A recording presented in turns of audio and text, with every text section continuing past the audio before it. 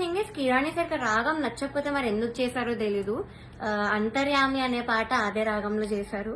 But ఏమో ఆ funny reasons అయితే వీళ్ళిద్దరు సాంగ్ అయితే తీసేశారు కరెక్ట్ ఎలిమినేట్ చేసే ముందు.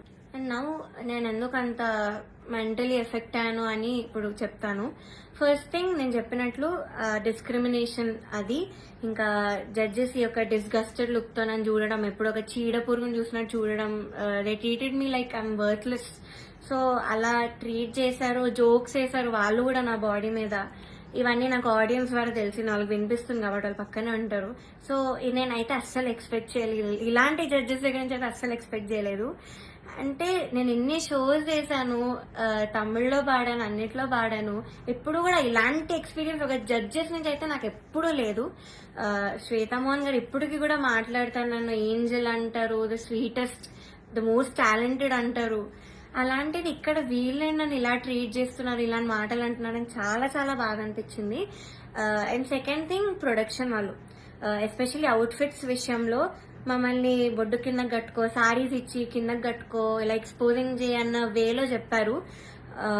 చాలాసార్లు తిప్పేవాళ్ళు నన్ను ఎస్పెషల్లీ కరెక్ట్ పాడే ముందు. అంటే ఎగ్జాస్ట్ అయిపోయేదాన్ని ఆ టైంకి, అయినా కూడా ఐ గేవ్ మై బెస్ట్, అది వేరే విషయం. అండ్ ఇలా బాడీ షేమింగ్, ఆ కాస్ట్యూమ్ డిజైన్ అయితే నా ఫేస్ మీద అన్నాడు, ఇలాంటి బాడీకి నేను ఇంకేం ఇవ్వగలను అన్న మాట అన్నాడు.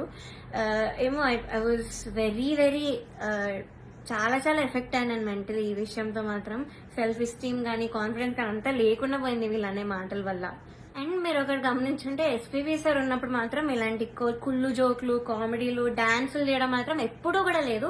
మీరు ఒక్కసారి అన్ని సీజన్స్ రివైండ్ చేసుకొని చూడండి, నా సీజనే చూడండి 2017లో.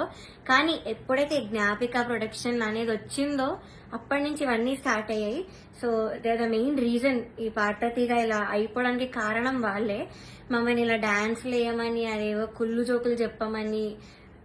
మీరు ముందు చూస్తారు, ఇప్పుడు ఎర్రని కొరదని గోపాలలో నేను చాలా డాన్స్ చేశాను, నెక్స్ట్ వచ్చే ఎపిసోడ్ లో కూడా డాన్స్ చేశాను, because I was forced to dance. So చేశాను. నేను ఇప్పటివరకు అయితే అంత డాన్స్ ఎప్పుడూ చేయలేదు రియాలిటీ షోలో, కానీ చేశాను, మీరే చూస్తారు. అండ్ మాకు